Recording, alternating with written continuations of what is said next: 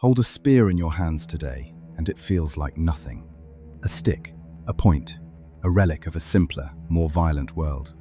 Something you'd find in a museum behind glass, labeled in small print, ignored by most visitors who walk straight past it towards something shinier.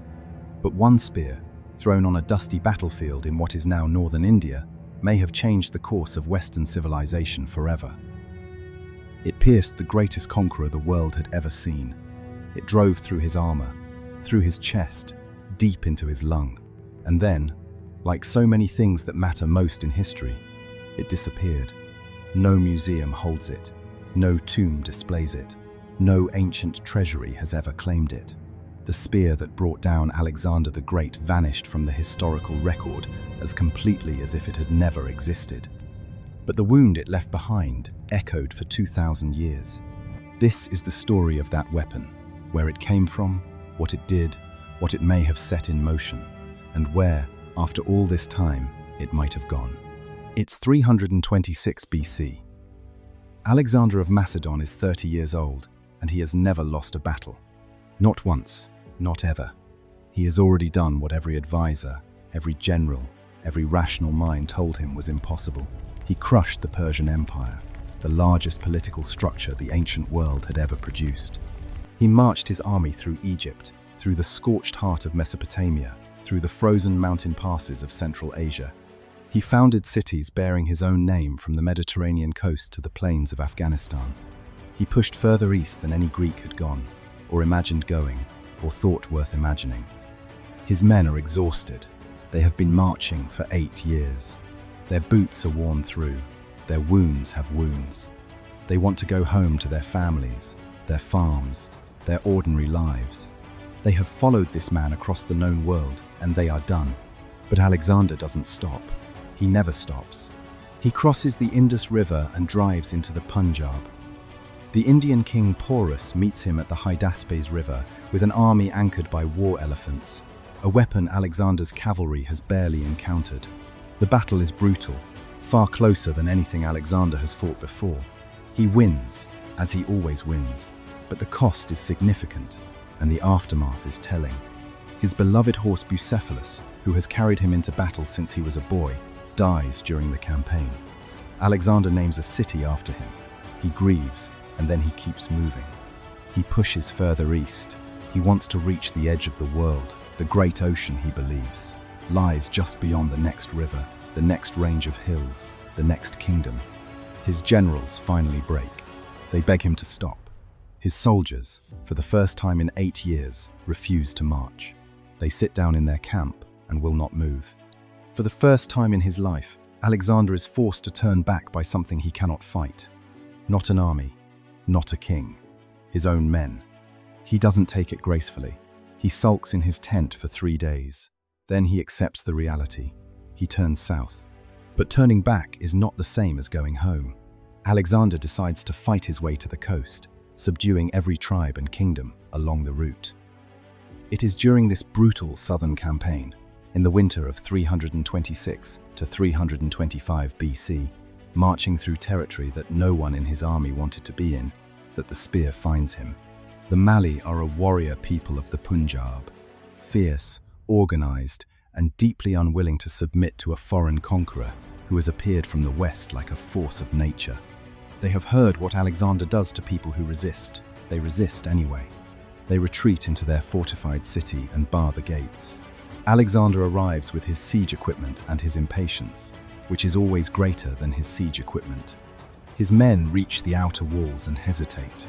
The defenders are numerous. The walls are high. The ground below them is exposed and dangerous.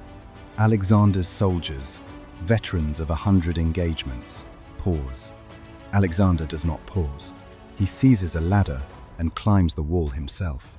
The historian Arrian, whose account of Alexander's campaigns is the most detailed and reliable we have, describes what follows with careful precision. Alexander reaches the top of the wall and looks down. He is alone. His bodyguards are still on the ladder below him. On the other side are dozens of Malli soldiers. Any rational man would climb back down. Alexander jumps into the city. He lands inside the fortress and immediately presses his back against the wall to protect his rear. He kills the Malli commander with his sword. He kills the soldiers who rush him. His shield-bearer Abrius climbs over the wall to help him and is struck by an arrow and dies at his feet. For a brief, impossible moment, Alexander the Great is fighting alone inside an enemy fortress, while his entire army stands on the other side of the wall. Then the spear comes. Arrian describes it as a long shaft, more spear than arrow, fired or thrown from close range. It strikes Alexander in the chest on the right side, punches through his bronze breastplate, and drives deep into his lung. Ancient accounts vary slightly on the exact nature of the weapon. Some call it an arrow. Some call it a dart, but all agree on where it hit and what it did. He keeps fighting. He keeps fighting while blood fills his lung and his vision dims and his body begins to fail him. He keeps fighting until he physically cannot stand.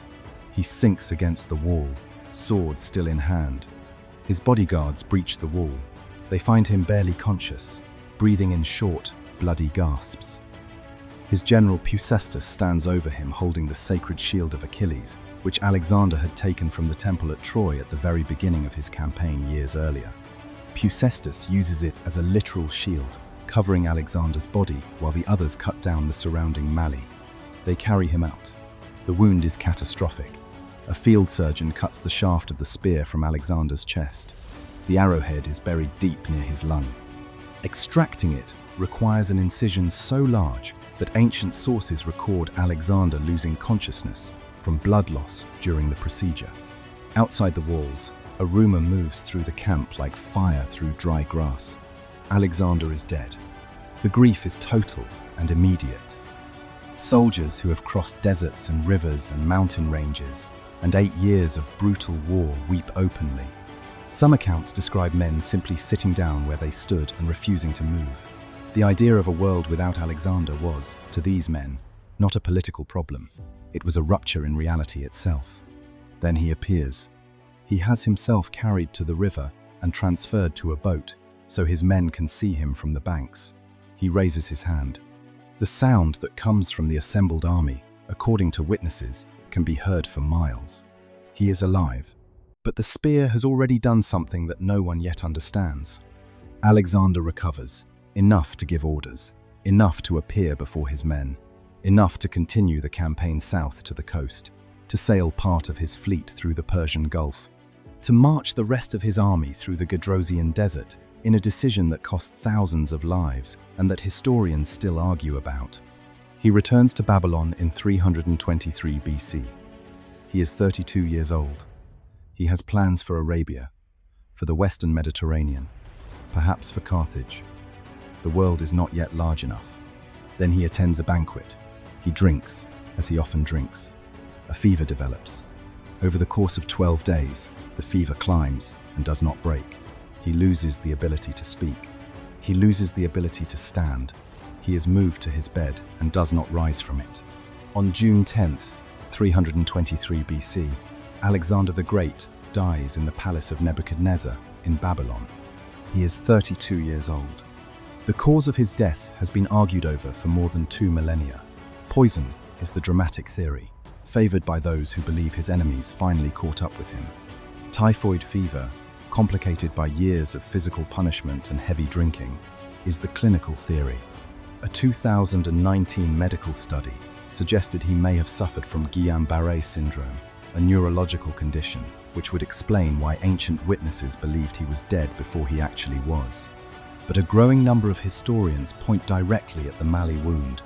A deep puncture to the lung, inadequately treated in the field, creates conditions that never fully resolve. Scar tissue. Chronic, low-level infection. Progressive, respiratory damage.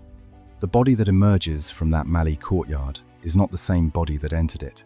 It is a body that has been quietly failing ever since, accumulating damage that ordinary illness can finally exploit. The spear may not have killed Alexander on the day it struck him. It may have simply started a clock. So what happened to the spear itself? This is where history goes silent. The weapon would have been recovered. Alexander was acutely conscious of his own legend. He modeled himself on Achilles. He carried the shield of Troy. He would not have discarded the instrument of his own near death. Objects like that carry power. They carry story. And story, Alexander understood, is its own kind of conquest. After his death, his empire fractured immediately into the wars of the Diadochi, the wars of his successors. His generals, the men who had marched beside him, turned on each other with ferocious ambition. His personal possessions, his armor, his weapons, his royal regalia, became prizes of enormous political significance. Whoever held Alexander's things held a fragment of his legitimacy. Ptolemy seized Egypt and founded a dynasty that would last until Cleopatra. Seleucus took Persia and Mesopotamia. Antigonus fought over Greece and Macedonia. The royal treasury of Macedonia changed hands repeatedly. It was looted by Pyrrhus of Epirus. It was sacked by Gauls in 279 BC. Each Macedonian king who followed Alexander collected and displayed his weapons as evidence of inheritance. Somewhere in all of that violence and transfer and loss, the spear disappears from every written record. There are theories about where it went. The most persistent centers on the royal tombs at Aegae, the ancient Macedonian capital now identified as Vergina in northern Greece. In 1977, the archaeologist Manolis Andronikos excavated tombs that had never been looted. Inside he found gold crowns, ivory carvings, silver vessels, and weapons of extraordinary quality. One tomb, widely believed to belong to Philip II, Alexander's father, contained iron spearheads, corroded, ancient, undeniably royal. But none could be identified as the Malli spear. Ancient weapons do not come with labels. Iron corrodes into silence. The wood of the shaft is gone entirely. What remains is metal and guesswork. A second theory looks east. Alexander's campaigns scattered Macedonian equipment across Central Asia and the subcontinent. Local rulers collected Greek weapons as trophies of the strange Western army that had appeared and then retreated. Some objects found their way into temple treasuries, where they were preserved as sacred relics of foreign power. It is not impossible that a temple in the Punjab kept the spear that wounded the invader who jumped their walls. There is no evidence, but there is no evidence against it either.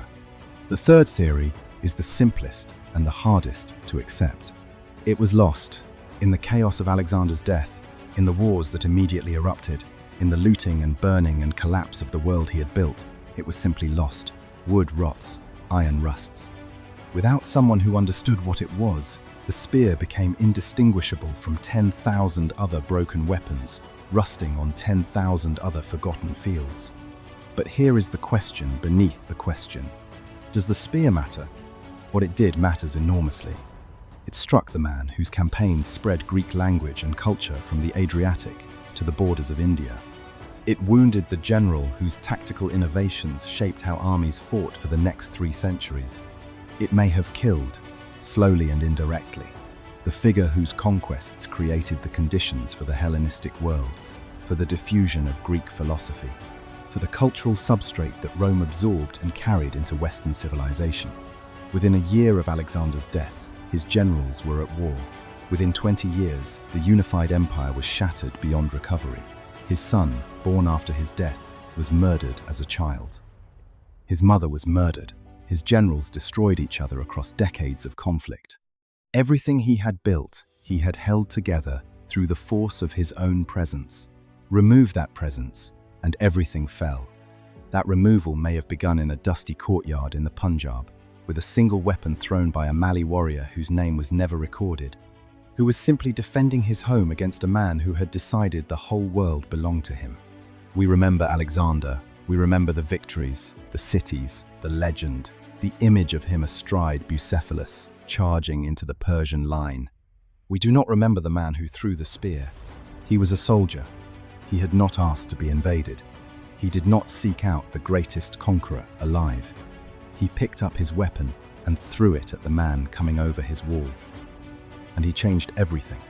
The spear is gone, dissolved into rust and soil and time, somewhere between Greece and India, and the 2,000 years in between. But the wound it made is still with us. In the shape of the Hellenistic world it helped end. In the fragments of empire it helped scatter. In the question it left behind, The question every empire, eventually, has to answer. What happens when the man holding it all together is gone? Alexander wanted to be remembered like Achilles, eternal, invincible, beyond the reach of ordinary mortality. He got his wish, almost. But somewhere, in the ground, or in the rust, or in the lost inventories of ancient treasuries, is a piece of iron that tells the other half of the story. Not the story of a god-king who conquered the world. The story of how the greatest of men can be undone by a single moment, a single wall, a single spear. Thanks for watching. Bringing these lost corners of history back to life, using AI to reconstruct what written records can only gesture toward, is what this channel exists to do. If this story stayed with you, please hit like and subscribe for more deep dives into history's greatest mysteries. And tell me in the comments, where do you think the spear ended up? As always, we'll see you in the past.